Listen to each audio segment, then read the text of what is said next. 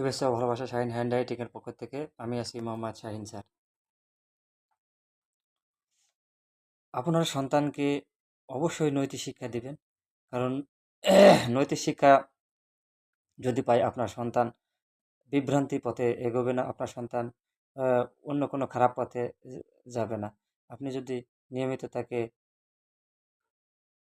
নৈতিক শিক্ষা দেন, বিশেষ করে যারা মুসলমান আছেন তাদের সন্তানদের যদি এ, পাশে নিয়ে নামাজ পড়ান, তাদের সন্তানকে যদি নিয়মিত সূরা কিরাত এগুলো যদি তাদের চর্চা করান, এবং কিভাবে আপনার বড়দের শ্রদ্ধা করতে হয়, সিনিয়রদের ছোটদের স্নেহ করতে হয়, এগুলো এই নৈতিকতা তাদের যদি শেখান, কিভাবে দাদা দাদিদের সেবা করতে হয়, কিভাবে আব্বা মার সঙ্গে কথা বলতে হয়, কিভাবে তাদের সঙ্গে সেবা করতে হয়, কিভাবে আলেমদের সাথে সুন্দর ব্যবহার করতে হয়, কিভাবে পাড়া প্রতিবেশীর সাথে সুন্দর ব্যবহার করতে হয়, এই নৈতিক শিক্ষা যদি আপনি আপনার সন্তানকে প্রথম থেকে দেন, তাহলে দেখবেন একসময় আপনি যখন একদম লাস্ট স্টেজে আপনি যখন বৃদ্ধ হবেন, আপনার সন্তান কিন্তু আপনাকে সেবা যত্ন করবে, আপনার সন্তান কিন্তু আপনাকে ছেড়ে যাবে না।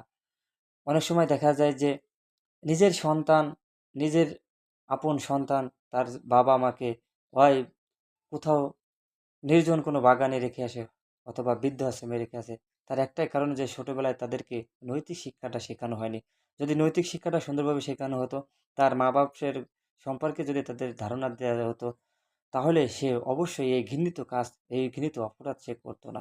সো সবাই তার সন্তানকে নৈতিক শিক্ষা দিবেন এবং তার সন্তানকে সুন্দরভাবে মানুষ করবেন। এটাই আমাদের সকলের প্রত্যাশা।